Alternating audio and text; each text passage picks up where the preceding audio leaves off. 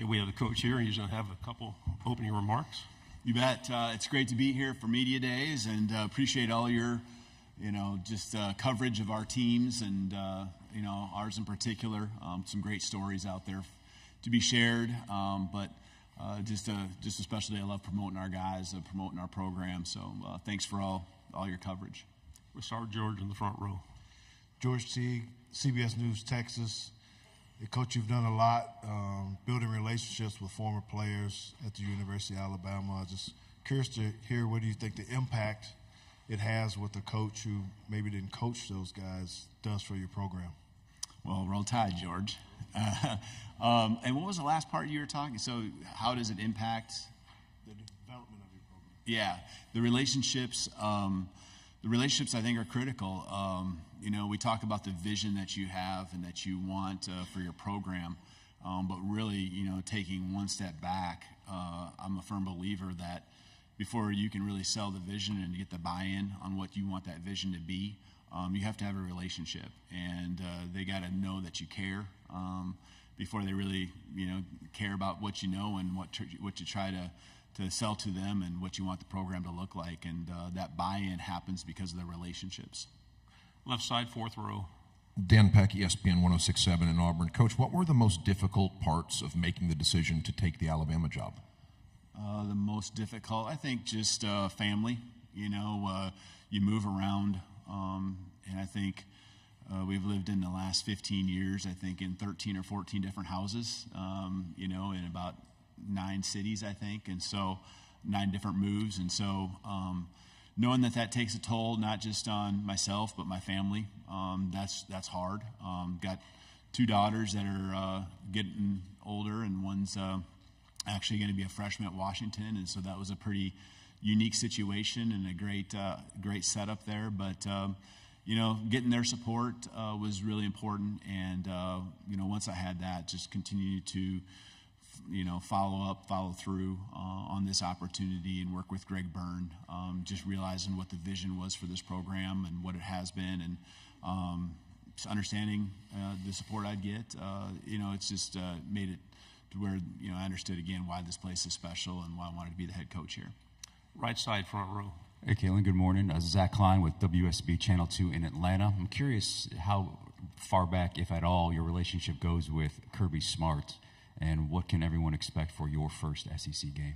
Yeah, really, other than just the meetings here recently, it hasn't been a lot of or any interaction I've had with Coach Smart from afar. You follow the best of the best, and he's been at Alabama. He's got a great coaching history there as the head coach at Georgia.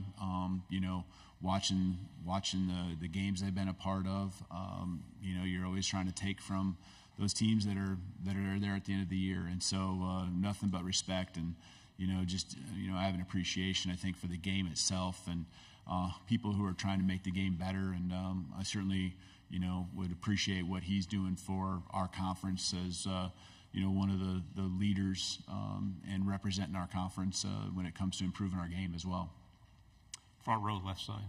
Good morning, Coach. Good morning. AP Stedham, AP Kelly, as we see at syndicated radio. Coach, there's 2 units. I use the term like a chorus line, the offensive line and the defensive back. How do you get them ready for the big stage on Broadway, and what are some road protocols that are important for your team? Offensive line and defensive back? Yes. Okay. I think, when it comes to those positions in our program right now, I think we made a lot of headway as far as gaining some depth. I felt, going in the spring, maybe that position was one that maybe, might be a little bit concerning when it comes to the depth experience, but the way it all really came together, we all of a sudden now have, an interior that's got a lot of experience with Parker Brailsford, Tyler Booker, Jaden Roberts, and then, getting Caden Proctor back, along with the development of Elijah Pritchett, who did a great job, Wilkin Formby, some others as well. I really feel like it's actually a strength of our team now. I felt that even at the end of spring, and now continue to see these guys work this summer, feel even more so. Defensive back, I think we put a lineup out there that is got some experience, but I think us as a coaching staff, it's going to be really important to just every single day press upon these guys, because we have a lot of youth that is very talented, and just pressing on them how important every day is. And their development's going to be critical for us, not just from a depth standpoint, but we could have some young guys out there playing sooner than later when it comes to, playing defensive back and corner in particular. The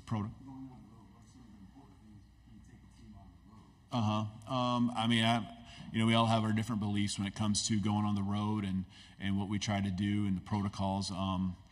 I guess I like to get there as late as possible, especially if it's an afternoon or evening game. I know we play the 11 o'clock kickoff there at Wisconsin, and so you got to account for some travel and things like that. But try to get as much done at home before getting on a plane. And to me, by that time, it's just kind of tips and reminders and things like that. Continued walkthroughs. Just want the guys to be confident, relaxed, doing everything you can to make sure their headspace is good going into the Saturday. Right side, third row. Kennedy Wright with CBS 42. Coach, can you talk a little bit about how hard was it, or was it even a challenge to bring your own culture and beliefs to a team that's deeply rooted in traditions and kind of has its own culture already? Yeah, I respect, and I've done it enough times to where you go to different places, whether it's as an assistant or as a head coach, to where you kind of know, and the first thing, you know what you need to try to do early, and the first thing is to just listen to what those things are, whether it's the players, whether it's the alumni, those within the building, just kind of hear, what are front and center, the ones that are the traditions that are most important to them, the reasons for, the success, what's been done. Fortunately, I retained a lot of staff, and a lot of that continuity, I think, helped with a lot of those traditions, and again, helping me understand what I don't know. But then I think there's also just got to be a piece of, and it's more of the scheduling and just the methods that we would use, timing, all that kind of stuff. Just, things that have worked for me, worked for the programs I've been a part of, what I've learned. And I think that it's not necessarily always a right or wrong. It's more about how you blend it all together. And so those things were important to me. We're going to practice in the mornings, and I don't think there's a right and wrong. We've had success mornings and afternoons, but how I can mesh things together and just, make a schedule throughout the week that fits practice in the mornings, that's something that, I feel like I understand well. And that's something I think our guys have embraced and, have educated them. Again, this isn't necessarily the only way you win, but this is the way that I've achieved success, and I think they're very open to it, and I appreciate our guys for being that way. Left side, third row, and then pass the microphone to your left. Yes, sir. Good morning, Coach. Tony Reese out of WCVM out of Columbus, Georgia, the ABC affiliate. What would you say has been the biggest challenge you faced since being at Alabama, and how have you been able to overcome it so far? Biggest challenge? I think the biggest challenge, I know the biggest challenge was early on. The first 2 weeks, with the timing of everything being in the middle of January, there's no question. You got a contact period.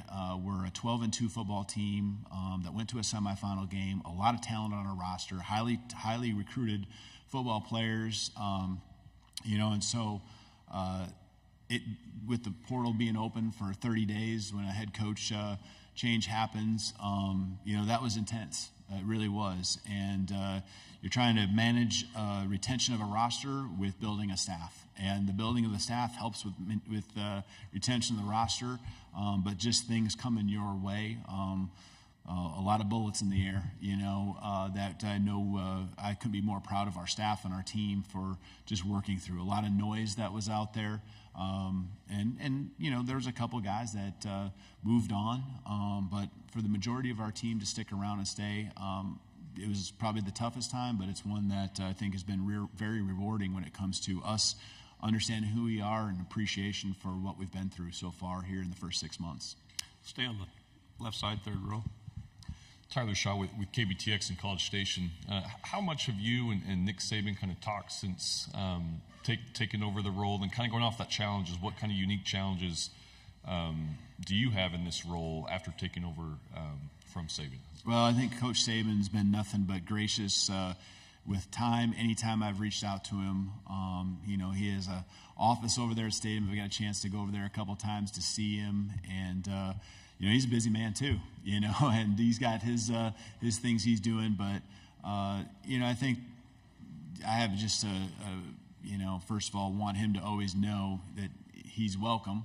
But I also appreciate that he has put forth the ultimate respect in trying to let us kind of establish who we are.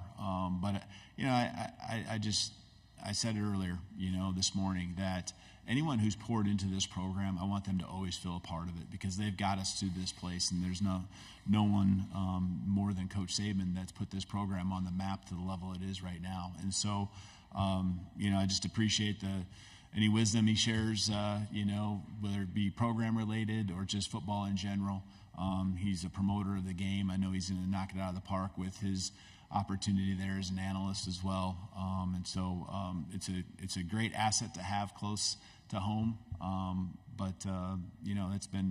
He's been great for our staff as well. A couple of our staff members have gone over there and met with him, whether it's football related or even not football related. So nothing but appreciation for everything he's been to us so far at this point. Right side, fourth row, then pass the microphone to your right. Hey, Coach. Michael Bronner for WNSP in Mobile. You talked a lot about Jalen Milroe in there. A lot of people have been hopeful that you'll be able to help him take that next step as a passer. Of course, the season Michael Penix had for you last year. What do you think it is about your offense that allows a quarterback to be the best version of themselves? Yeah, sure. I think that there's I think, first of all, the talent of your quarterback is most important, right? You can go to drastic levels and talk about a guy who can't pass. Well, in the end, your passing game's not going to be what you want it to be. But, Jalen's super talented, when it comes to down the field throws, which are not easy. He was one of the best in the country. He and Michael both were two of the top, I think 3 or 4 in the country when it came to accuracy, efficiency, yards per attempt in some of those areas, depending on how you look at it. I think just continue to grow his game, build confidence. It's new language, verbiage that he's got to learn, directing the whole show, and knowing the things that he can do within our system without making it too complicated. That's what Michael had, and he had a few years at it, right? Because we were together at 2019, 2020. He ran the same system under Nick Sheridan at Indiana, 21. And I know there were partial seasons, but then 22 and 23 there at Washington. So he had multiple years. And so, Jalen's just pouring himself into this, learning it as fast as he can. You're never going to question the work ethic of this guy. And, from a passing standpoint, he's got the skill set, he's got the tools.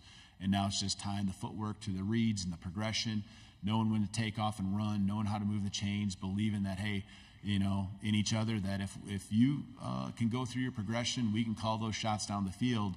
If it's not there and you check it down, the next time we can call it again and be confident in calling them more often than less. Right side, fourth row. Hey, Coach. Ben Bobick, Local 3 News in Chattanooga.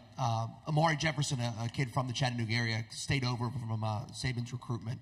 How do you foresee using him, his playmaking ability in your offense, and has he transitioned to the college football, at least, Amari just came in this summer and extremely, talented, highly touted, just versatile. You see it with the other sports and things that he can do. I think right now, just learning the offense, learning the system. We get to work with them skill set wise during this time of the year. I get a chance to see that, and you can see that he's going to become a really good player in our program.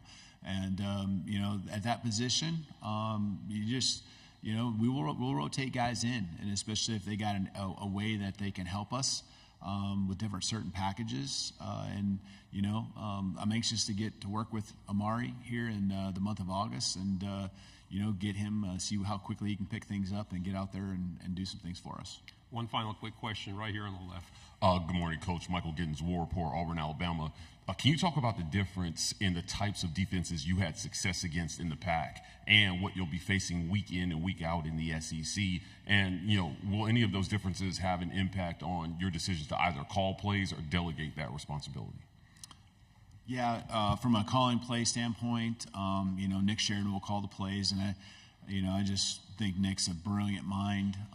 We have some great staff that I know with a guy like Jamarcus Shepard. They've worked together now for multiple years, and certainly I'm, very much involved in not just the offense but the defense too. And the system is what we've built over many years, and I know Nick's extremely sharp in knowing how to go on the tangents we need to with the personnel we have to make the offense the best it can be. But that's, I think when it comes to applying it to the defenses we'll see this year, I think there's always going to be a variety. I think every conference presents a variety. The talent level here and there might be different. The strengths might be different. The styles you see, there might be more trends in one conference than another, but I think at some point throughout the season, you see almost everything. Coaches go from different sides of the countries to the others, and they institute their packages, their schemes. And so, I think having done this now over 20 years, I think I don't want to say seen everything, but I think you've seen a lot. And you know how to manipulate, defenses. You know how to, attack in the areas maybe that were weak, and how people are going to look at you, I think, is as much as important as anything, and them trying to stop what you do best. And so having those little tangents that I referred to and sharp coaches like we have, that's important, because as the season goes on, we'll continue to evolve our offense and had to adjust and counter the things that are coming at us. Coach, thank you very much. Wish we had more time. Thank you. Roll Tide.